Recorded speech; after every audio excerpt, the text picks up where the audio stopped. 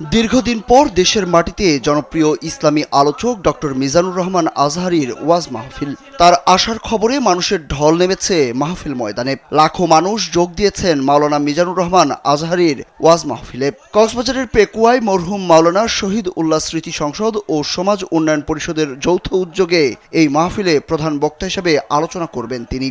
আয়োজক কমিটি ও প্রশাসন তাফসির ময়দানস্থলে ব্যাপক নিরাপত্তা ব্যবস্থা গ্রহণ করেছে। মিজানুর রহমান আজহারী রাত 8:30 থেকে আলোচনা করবেন বলে আয়োজক কমিটি সূত্রে জানা গেছে।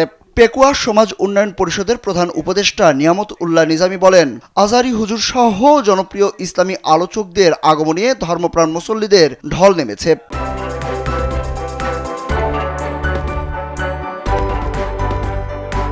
মানুষ সামাল দিতে তাদের হিমশিম খেতে হচ্ছে, তবে যৌথ বাহিনী সহযোগিতা করছে তাদের।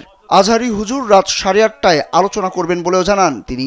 মাহফিলে আসা লোকজন জানান, আজহারী হুজুর দীর্ঘ 5 বছর পর কক্সবাজারে ওয়াজ করবেন। হুজুরকে এতদিন মোবাইলে দেখেছেন তারা, আজ বাস্তবে দেখতে এসেছেন। অনেকেই আবার মঞ্চের সামনে জায়গা নিতে একদিন আগে থেকে পেকুয়ায় অবস্থান করছেন। কেউ কেউ আবার হতাশ হয়ে বলছেন, এত পরিমাণ মানুষ হয়েছে যে হুজুরকে দেখতে এসে প্যান্ডেলের সামনে পর্যন্ত যাওয়া সম্ভব হচ্ছে না। একদিন ব্যাপী এই ঐতিহাসিক তাফসিরুল কোরআন মাহফিল শুক্রবার সকাল 10টা থেকে শুরু হয়েছে।